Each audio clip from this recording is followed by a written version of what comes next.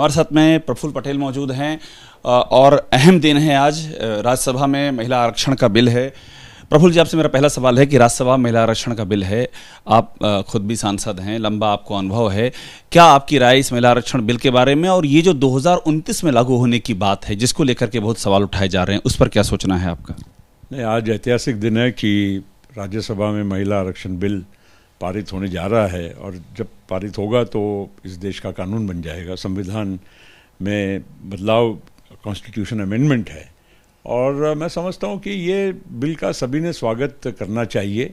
हमेशा बातें होती रही कि महिला आरक्षण बिल आना चाहिए, मगर किसी न किसी वजह से वो कोई कारण ढूंढ के उसको पटरी से उतारा जाता था।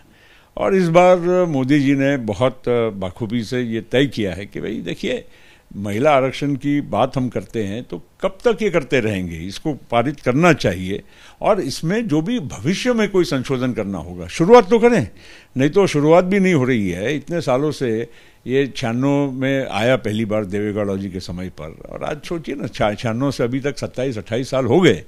तो ये बिल की बहुत अहम ज़रूरत थी और इस देश में नारी शक्ति आज उभर कर आई है सामने, हर क्षेत्र में, केवल राजनीति में नहीं। तो उनको ये मौका मिलना चाहिए और संसद में आज भी मौजूदा 80 सांसद है महिला, पर वो 180 हो जाएंगी।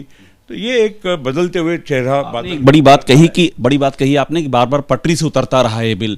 कांग्रेस तो कह रही है कि हमारा सपना था, सोनिया जी कह रही है तो हम ही, राजीव जी का सपना था और हम ही इसके सूत्रधार हैं, सारा पूरा क्रेडिट वो ले रहे हैं इस पर। भाई देखिए, अगर वो सूत्रधार थे तो कौन रोक रहा था? सरकारें तब भी थी, राजीव जी भी थे, उसके पश्चात 10 साल मनमोहन सिंह साहब की सरकार थी, बीच में 5 साल नरसिम्हा राव जी की सरकार थी। तो ऐसा बोलने से तो कोई मतलब नहीं है, क्योंकि ये तो ठीक है, चर्चा सभी ने की है, बीजेपी ने भी समर्थन किया है, कांग्रेस ने भी किया है, सभी दलों ने कहा है, लेकिन सबके कोई ना कोई वजह थे। वो ऊपर से बोलना कुछ और मन की मनसा कुछ और ये बार बिल्कुल मोदी जी ने ऐसा मतलब लोगों के सामने दाव डाला है कि अपने आप ही लोगों को अब हाँ या ना, तो उसमें आप देख रहे हैं कि अब जो भी भाषण देते हैं मगर पास इस बिल को जरूर करते हैं। पॉलिटिकल स्पेक्ट्रम पे क्या असर पड़ेगा प्रफुल्ल जी इसका, खासतौर पे जो महिला आधी आबादी है, जो वोटर हैं, 2024 का चुनाव है, वहां आप इसका क्या असर देखते हैं? देखिए, हर चीज़ का चुनाव में कितना असर होगा नहीं होगा ये नहीं होता है। ये बात है, हम पहले नारी सशक्तिकरण की बात कर रहे हैं, उनको सम्मान देने की बात कर रहे हैं। चुनाव की बात तो चुनावी तौर से लड़ी जाएगी। ये एक कदम उठाना ज़रूरी था और वो मोदी जी ने उठाया है और हम उसका बहुत तहे दिल से स्वागत करते हैं। एक बात और आपसे पूछ लूं, आपकी तस्वीर बड़ी चर्चा में है, जो आपने ट्विटर पे पोस्ट की, हमने भी देखा और बहुत चर्चा हो रही। पवार जी के बगल में आप खड़े हुए हैं, उस तस्वीर का क्या इंडिकेशन है, आपने जो तस्वीर डाली है?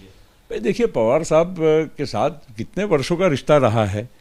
आज राजनीतिक हमारी राह बदले होंगे, लेकिन व्यक्तिगत जीवन में कम से कम मेरे जैसा व्यक्ति, और मैं समझता हूँ पवार साहब भी, व्यक्तिगत जीवन में कोई अपनी राजनीतिक सोच को आड़ नहीं लाएंगे और वही मकसद था और कुछ नहीं था। हमारे वरिष्ठ हैं, आदरणीय है, इतने साल तक हम ये नहीं कह सकते ना कि भाई हमारे आज वरिष्ठ नेता वहाँ संसद में मिले तो हम उनका प्रणाम ना करें, नमस्कार ना करें। ये तो स्वाभाविक है और ये शिष्टाचार इतना होना चाहिए। सभी राजनीतिक दलों के नेताओं ने इसका पालन करना चाहिए। 6 अक्टूबर को अब डेट भी नजदीक आ गई फैसले की, आप आज भी, वो पवार साहब आपके साथ ही हैं, क्या फिर से एक हो सकते हैं का? ये एक बड़ा सवाल पूछा जा रहा है प्रफुल्ल जी, दोनों धड़े फिर से एक हो सकते हैं, संभावना है इसकी? भाई देखिए, हमने हमारी बात इलेक्शन कमीशन में दायर की है और पिटीशन दायर किया है। 6 अक्टूबर को उसकी सुनवाई होगी।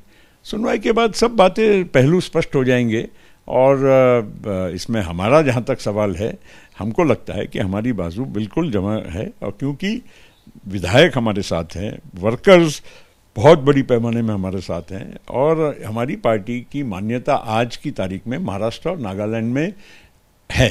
तो इसलिए महाराष्ट्र और नागालैंड के विधायक की क्या परिस्थिति है यह भी आप बहुत अच्छे से जानते हैं और उस वजह से, और बाकी भी जो मापदंड है इलेक्शन कमीशन के, उसके हिसाब से हमको लगता है कोई दिक्कत नहीं है। बात करते हैं आपकी आउटरीच है, आपने कहा शरद पवार जी आपके नेता हैं, आप लगातार उनका सम्मान की बातें आप करते आए हैं, क्या ये भी संभावना है कि वो भी आपके साथ आ जाएं? ये संभावना है क्या?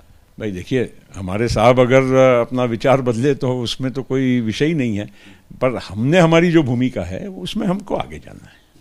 हमारी भूमिका से हम पीछे नहीं हटने वाले। आपसे मेरा आखिरी सवाल ये महाराष्ट्र को लेकर के, क्या सीटों को लेकर के एनसीपी और बीजेपी की जो बातचीत है वो एक मुकाम पर पहुंच चुकी है क्या, या ऐसा हो सकता है कि एनसीपी के दोनों ही धड़े प्लस बीजेपी से बातचीत हो जाए, ये संभावना है क्या? नहीं, देखिए, हम जहाँ तक हम एनसीपी हैं और हमारी पार्टी निश्चित बीजेपी के साथ वार्तालाप करके विधानसभा और लोकसभा की जो हमारी हिस्से में सीटें हैं उसके बारे में योग्य निर्णय करेंगे। आज भी आप देखते हैं सरकार में हम शामिल हुए हैं बिल्कुल सम्मान के साथ। जितने मंत्री शिंदे साहब के हैं उतने ही मंत्री बीजेपी के, उतने ही मंत्री हमारे भी हैं। तो इसलिए हमारा ये कहना है कि किसी भी तरह से ये लोग तो कोशिश करेंगे कि हमारी गाड़ी आपस में कोई लड़ाई झगड़े से पटरी से उतरे, मगर ऐसा कुछ नहीं होने वाला है।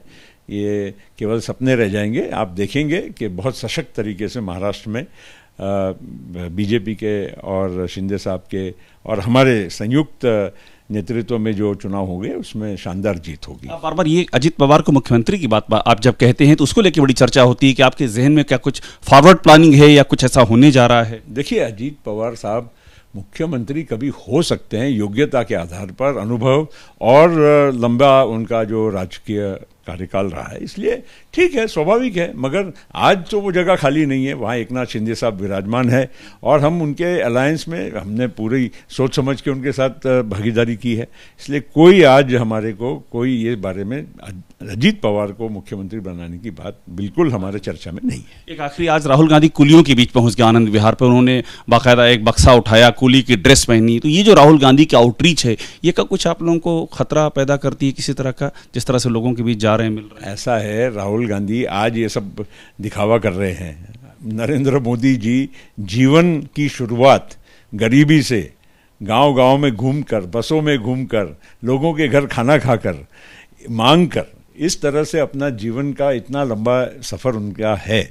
और फिर अब ये इस तरह की आप अगर बताओगे नौटंकी, ठीक है, 1 घंटे के लिए आप कुली के कपड़े पहन के आप वहां चले जाओगे, ठीक है, करिए। आपको आप दिखावा और नौटंकी की श्रेणी में रखते हैं? बिल्कुल। इसमें देखिए, एक व्यक्ति का जो मूल, जैसे आज मोदी जी, ठीक है, देश के प्रधानमंत्री हैं, पूरे विश्व में आज उनका बैकग्राउंड देखिए, कितनी गरीबी से, कितने संघर्ष के साथ, कितने श्रम के साथ वो यहाँ तक पहुँचे हैं।